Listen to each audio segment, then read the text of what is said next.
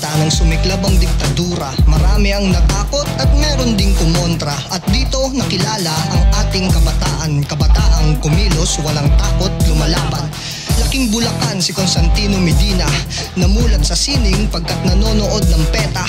Sa pag-organisa at pagkilos siya ay sumama, 28 lamang siya nang magpaalam sa pamilya. Ang sabi niya kay Lita, huwag ka munang mag-abroad, alagaan mo si inay pagkat ako'y maglilingkod. Sa bayang nagdurusa, sa ilalim ni Makoy, ang tapang sa dibdib ko'y patuloy ang apoy.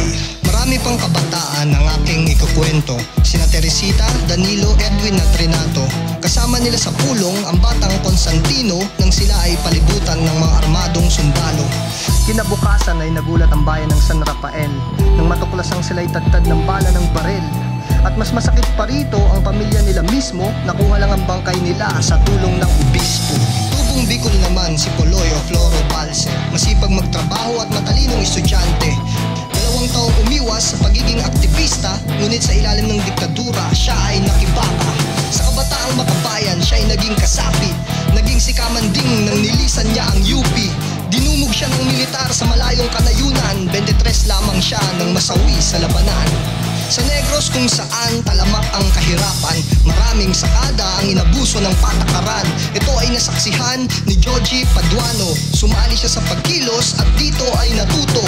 Hindi nagtagal, lumipat siya sa kanayunan, sa Aklan kung saan itinuloy ang kanyang laban. Naging si Ka Christine sa edad na 18, sa pagsusulat niya ginamit ang kanyang talino. Ngunit isang araw habang siya ay nagsusulat, sumugod ang mga sundalo at ang lugar niya ay niratrat. Ang sugatang si Joji ay nakuha pang makiusap sa sundalong pumasok na tila may hinahanap. Siya'y nagmakaawa at humiling ng ambulansya, pero di siya pinansin ng sundalong walang awa.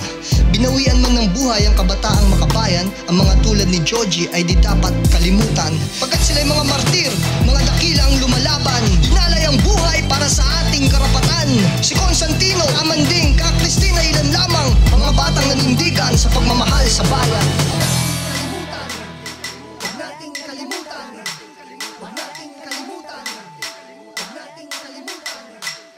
Ilan pa bang kabataan ang nagmamahal sa bayan?